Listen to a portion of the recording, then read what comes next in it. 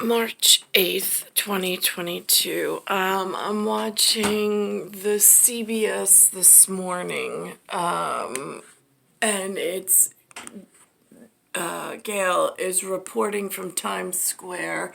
This gentleman, I don't know his name, it does not display it on the bottom, but he's in New York City. He works for some international organization. Now, I listened to him again.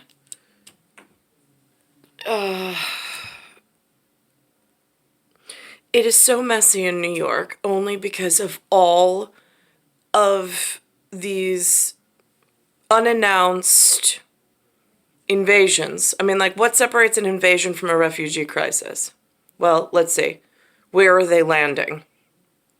If you land in North America, what she's about to say and speak of is seen as an invasion, not as a refugee crisis.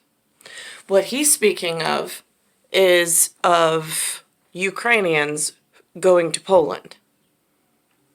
They're a close brethren. What she's speaking of, in where there's rock, paper, scissors, and myself at the moment on the Fish Island, that's what was here. And then all of a sudden she says, which I never even got word of, they don't even display it on the news, that there was some influx from El Salvador, Honduras, and a whole bunch of other places than Afghanistan and Syria.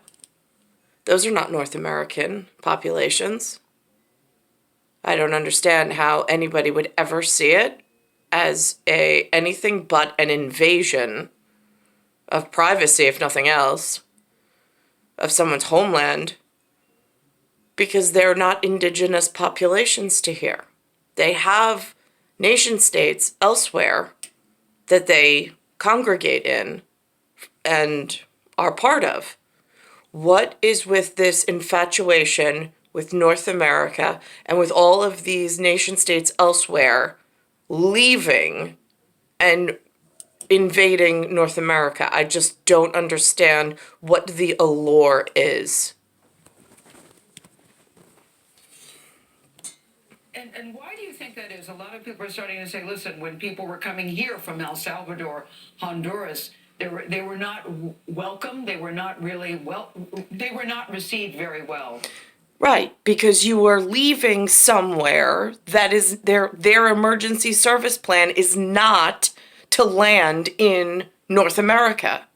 Their emergency service plan needs to be rerouted to where there are other like people. Why would you have them as an invasive species intruding on other people's privacy, health, safety, and welfare? Why would you have them purposely being driven to tear apart someone's homeland security? But then they don't seem to get that. But then again, she wouldn't be in New York. When you talk about Syria and Afghanistan too, what do you think is the difference here? Well, it's simple. There's more fear of incorporating and integrating people from different races and different religions. Yes, because religion and church is what your defense contractor uses to inform you and keep you safe where your nation state is. So you don't go to war for the wrong things, or you don't take war with you and then try to accidentally genocide an entire population or interfere with quiet area operations. Into national life, let's be honest about it. Now, what we know from the history of this country, the International Rescue Committee was founded by Albert Einstein. We've worked here for 80 years and around the world for 80 years as well. What we know is that in the end, people fleeing for their freedom and for their lives, they're desperate to have a second chance. And the countries that they adopt as their new homes, they become patriotic and productive citizens because of the chance that is given them. Yeah, I think people need to be reminded of that. You know, we have time and time, you look at people. Yeah, the problem is when you push non-indigenous population that's an invasive species into the wrong area. That philosophy he just spoke of no longer works. because the population that was preyed upon and invaded, now all of a sudden they don't want groups and roots and new nation state to grow. This is a big problem. Now this is interesting because this one gentleman explains what he does for a living. So now this is incorporating someone into the fold at like middle management level for they can make a few calls and whatever. So he says that what they work on is making sure there's schools, there's food, there's funding, there's jobs, there's everything.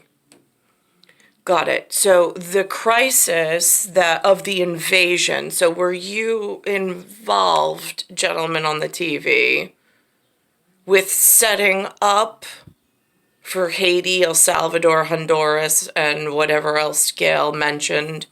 Were you the one who was involved in giving them some kind of route in the wrong land area? I'm just curious how this took hold. When there's specifically a rock, there's specifically paper, and there's specifically a population that at the moment is under attack biologically. And the mechanics of the system meant to protect. Why is it that the kids in New York City that were not here a generation ago have better health care, work, careers, families, jobs, health care than myself? Why is that? Is this organization and whatnot, like people like him, are they purposely trying to weed out certain populations of indigenous people in their own homeland? Just curious because it's what it looks like and it's what it feels like from the inside.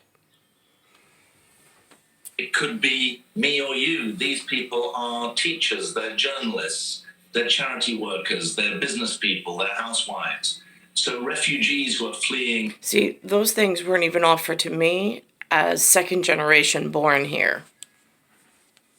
But yet, people fleeing other area that did not match the population in North America were given, listen to what he says, they actually set up to help them survive and thrive in the new area. Well, what is your plans for helping the people that were there that needed the same level of customer service from your organization? Or do you only help and try to snuff out the population that's existing by bringing in new population with new real estate development plans with populations that don't belong? I'm just curious how this all works in actuality. Fleeing inside Ukraine and then crossing the border. And the Ukraine, Poland is a different situation than what I have going on in North America. They've shipped in the Barbados, the Barbados, the Bahamas. It's not what is in North America. Just people. What concerns me most is two things. First of all, on the European side of the border, people are obviously safe, but there needs to be proper organization so that the systems are not overwhelmed. I think the European Union is... And that's what's happening at the moment. The system is completely overwhelmed, and you've got humanitarian crises being planned far in advance and then just carried out while other things while they're distracted over here, let's go cause trouble over here. That's what it feels like. Has made a very good start in that. Inside Ukraine, I'm desperately fearful about the people who are trapped in besieged cities, people without water, heating, and in some cases, healthcare, which is an area where the International Rescue Committee specializes. So we've got real fear for people's lives inside the country, and we've got real job to make sure that people are safe across the border. Yeah, the situation, David, does seem so desperate and heartbreaking. Tony DeCopel, who was there, as you know, told the story yesterday that a woman told him of reports of women being raped by Russian soldiers. Have you heard stories like that as well? I've certainly read that in the media. We've also got unaccompanied children, and we've got the terrible sight of civilians trying to get out of besieged cities being targeted themselves. That is a war. And again, that is a real stretch based on where the conversation was. But I know that that's one of the claims of a previous push on whatever. I mean, it's just absolutely ridiculous. Now, this is one of the... I don't know many names. I don't know many stories. But I have seen a man with a Born label of BARR. And from afar, not that they've done big movies, I, again, don't go into your humanness at any level too deeply. I'm actually impressed with. He has an association where the attorneys, every attorney, if you want to be a practicing attorney, you are within his reach of bar association. Now that is impressive power. From the war in Ukraine, we're going to move now to questions facing this country about the health of our own democracy after the 2020 election. Former Attorney General William Barr was once considered, and note the word once considered, a close ally of former President Trump. Now he says there was no reasoning with the ex-president over his false claim that he had won the election. Now, Barr resigned after confirming there was no widespread fraud. In his new book, it's called, listen to this title, One Damn Thing After Another. He praises his former boss, but he also makes some damning observations. The former president has disputed some of the books. He calls it a fake book. And Bill Barr joins us at the table. He also calls you a loser and a coward and lazy. But we'll get to that. We'll get to that after. We'll get to that in a second. Because the title of the book, I think, is very appropriate. It's One Damn Thing After Another, because you talk about how you were raised, your parents, your wife, your 3 daughters, even that you played bagpipes. So you'll be happy to know that we do have a set of bagpipes here. I expect you to play us off later on in the show. But you start this book, Bill Barr, with a bang. It's See the casualty and casualness of New York? I know they're super serious somewhere in the world and a higher level of expectation. It just does not exist in this level of, I don't know if you say insolence, but this level of neglect, perhaps, is a better word.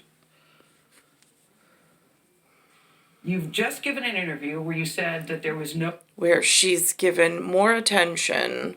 She's pampered like anything. She's living in New York. Same as I am. I've got this on my face and I can barely walk. And it's really hard to breathe. Lewis came home from Florida yesterday. He's huffing and puffing. He can barely catch his breath also.